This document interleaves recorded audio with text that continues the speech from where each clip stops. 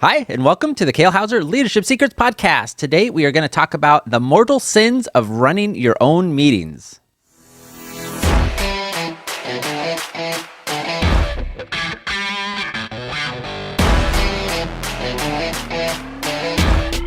Hello, everybody, and welcome back to the Kale Houser Leadership Secrets podcast. Thank you so much for joining me today. Hey, I'm sure most of you, if you're listening to this podcast, you've been in a meeting, you've gone to a conference, you've gone to a seminar, you've gone to some sort of gathering, whether it be a networking event or a big conference, right? An annual get-together for your industry, or even just your daily workplace meetings, department meetings that you have maybe on a weekly basis, monthly basis, a finance budget meeting, all those types of things, right? They're literally thousands upon thousands of different kinds of meetings that we could all attend, and I have certainly attended my fair share. But if you're anything like me, you've kind of started to catalog what makes a good meeting versus what makes a horrible meeting, what makes something just a pain to get through. It's just like dragging your eyeballs through glass in the desert, right? So I thought I'd come up with this little list, and certainly I am not the expert on this. There are many authors that have devoted their careers to teaching other people and helping other people run good meetings, run good conferences and seminars, things like that. And there are certainly professions that's is what they do, right? So there's that presumption that they know what they're doing and they can do it well. But I wanted to come up with a couple of things that hopefully will help you in your own meetings, because I continue to run into these issues. Despite like every meeting I've gone to, there's been kind of something that's like, man, why are we doing this? Why is this happening? Why did you do this? Why did you choose to do this? Why are you saying this? That has caused the meeting to be, and maybe I'm, kind of a little ultra critical. That's entirely possible. But it's just annoying, right? It detracts from the point of the meeting. It detracts from the experience, especially if you're at some big conference that's supposed to be a kind of a celebratory thing.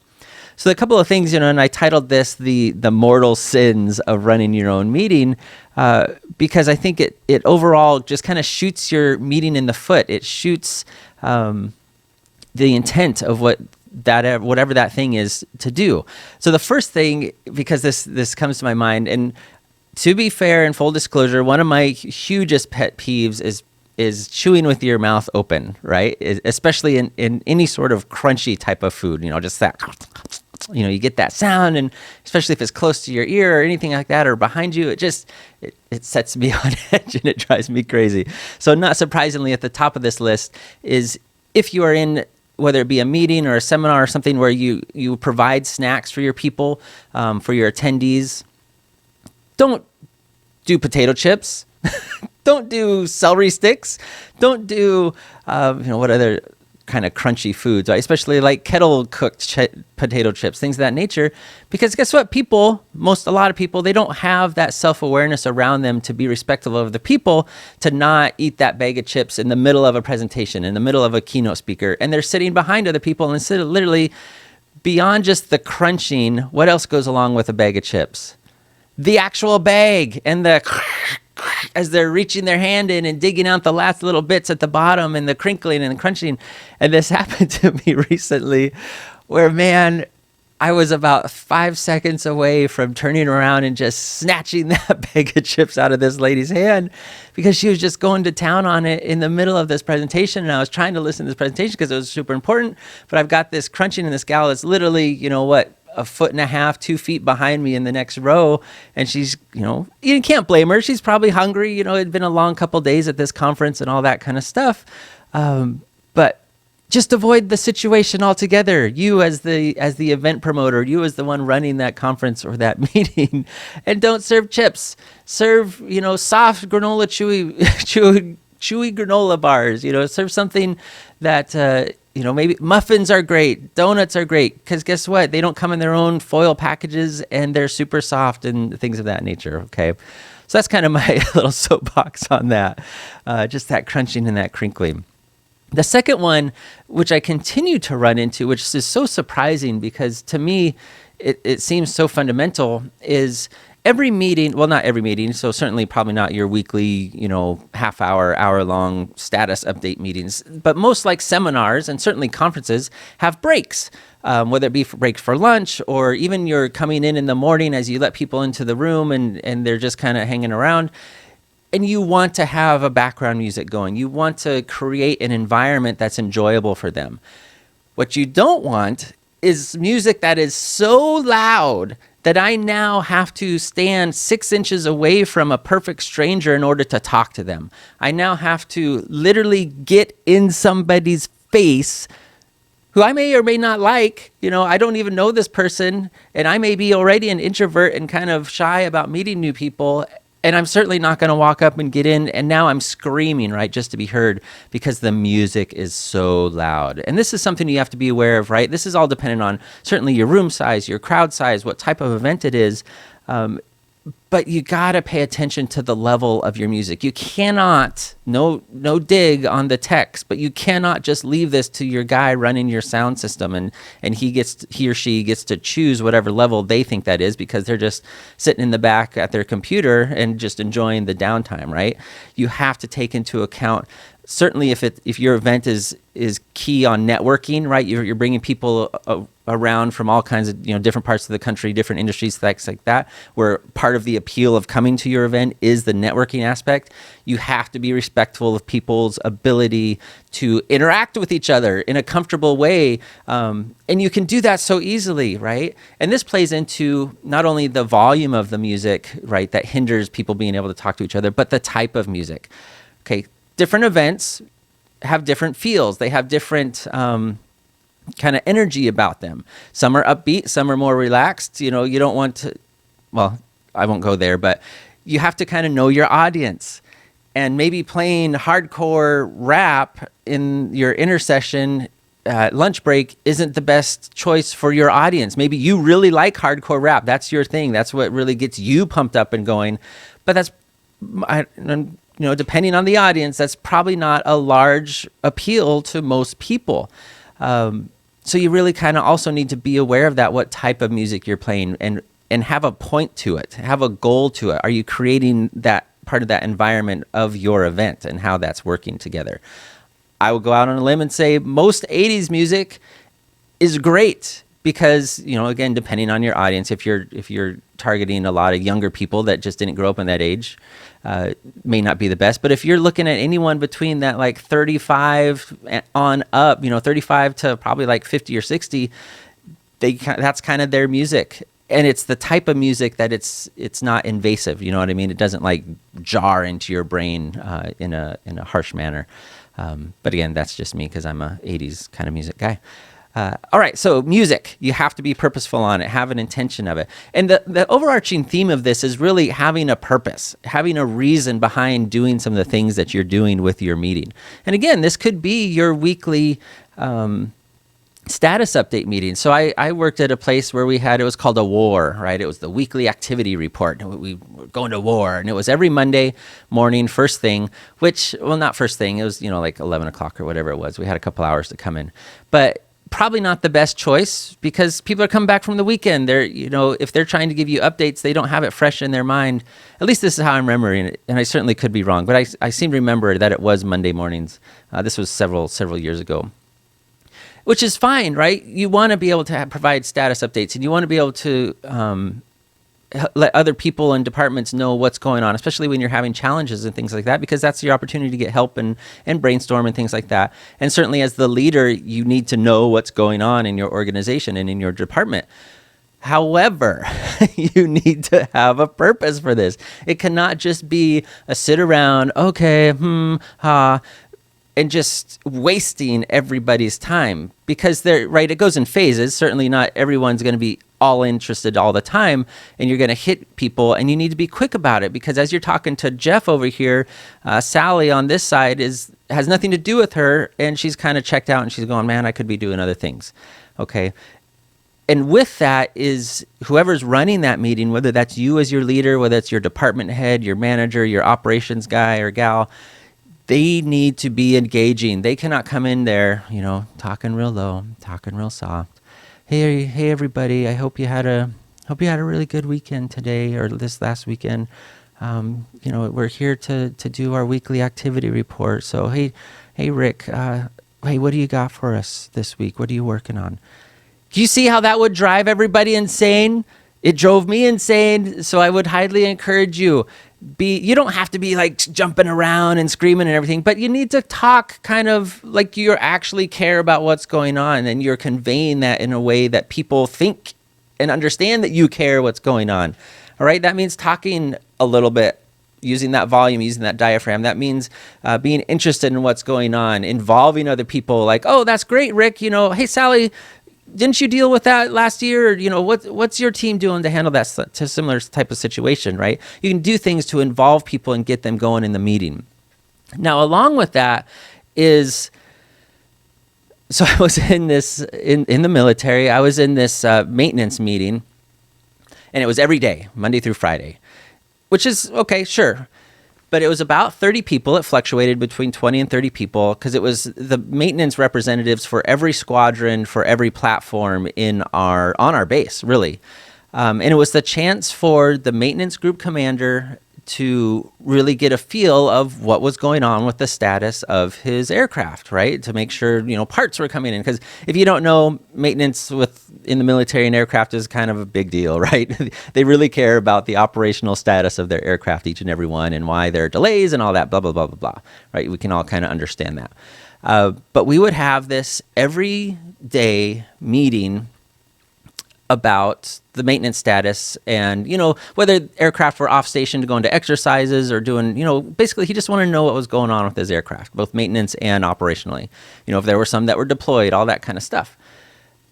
But the kicker of this was we all, as individual squadrons and units, sent him our slides, right? Because, of course, it was a PowerPoint slide run meeting, saying like, tail number XYZ is down for maintenance for this long. It's expected to come up, in a week, whatever. Or tail XYZ is over here. It's deployed, or it's on its cross-country flight, or it's at some exercise, whatever the case may be. We've got so many that are fully mission capable, right? This is a basic kind of operational status meeting. But we would do this every day. And then when it would come to our point in the slide, that individual, whoever represented that squadron of that slide, would say, sir, or it was always a sir at this point, hey, and he or she would read the slides like, oh, no changes, or, yep, this is going on, this is going on, this is going on.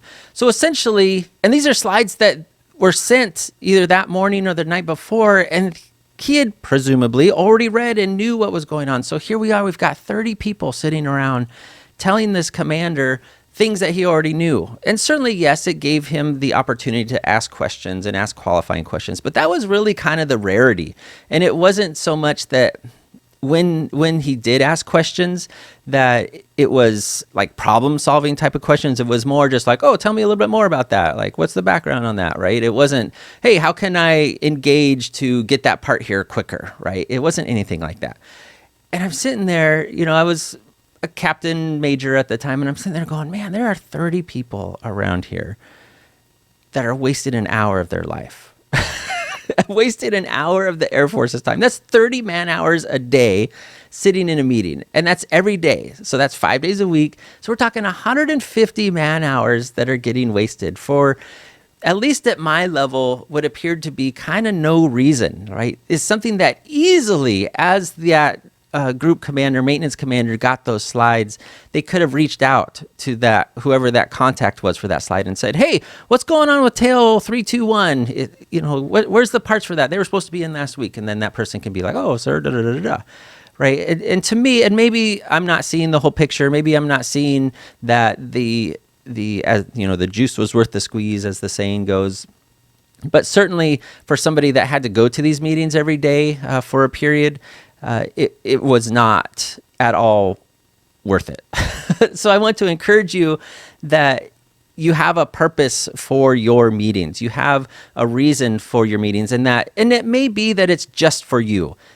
But you need to be respectful of your people's time, right? That's part of building your culture, is that, yes, this is important, but I also respect you and your time and where you fit in our company enough to balance that, right? That, yeah, there's going to be a little bit of time wasted here, but this is super important. We all need to get through this and make it happen, right? There is certainly that balance that needs to be achieved.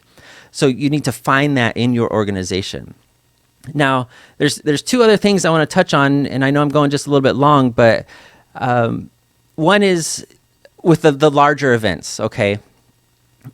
You have to allow for restroom breaks. You have to allow for human anatomy and human biology to run its natural course. That people, especially when you're providing coffee and sodas and waters and whatever you are in the morning and during lunch, are going to need to use the restroom. And that means they're going to get up and go.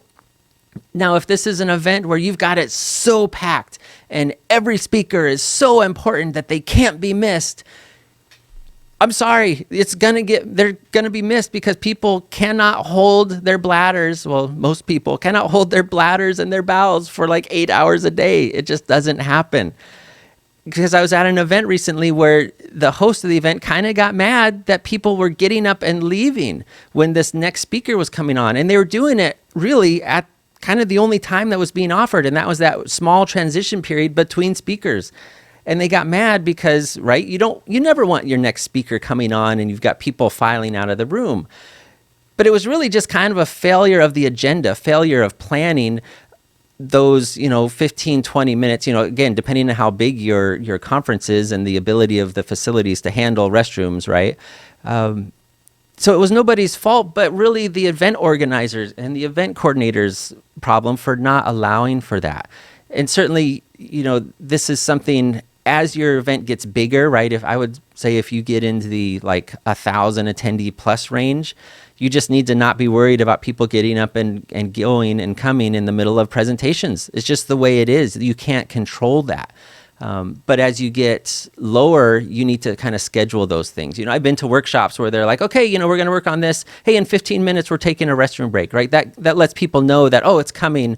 And yeah, I can hold it for 15 minutes. It's, this is important information we're going on versus I have no idea when we're going to go. I kind of got to go pee right now. So I'm going to just get up and leave right now because I have no idea what's coming up and if I'm going to have a good opportunity for that. All right. So that kind of makes sense, right? You have to plan for human biology and anatomy. All right, the last thing I want to talk about, because this to me is really disrespectful. It's really insulting. It's really degrading. I was at an event recently. Well, it's been a little bit, but it was a bigger event. It was a big conference.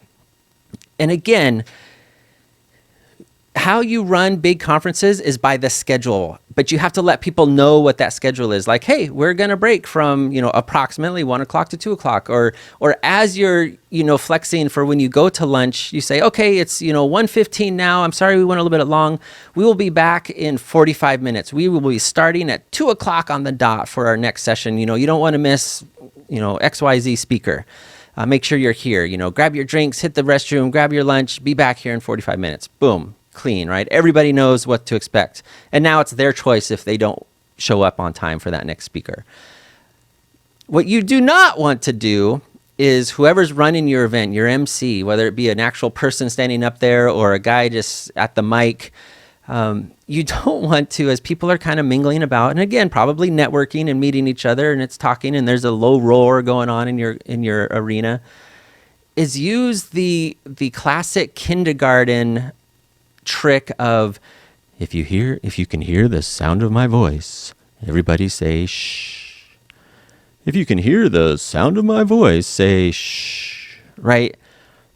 To me, and I think to a lot of other people, this is so insulting. We are not kindergarteners. I paid to be at this event. I understand that you've got an agenda, but it is not my responsibility to give you my attention in order for you to continue with your event. All right? Stop with the childish kindergarten, hey, I need everybody's attention here. All 1,500 or 3,000 of you need to look at me so we can get this event going. Because it's just not going to happen.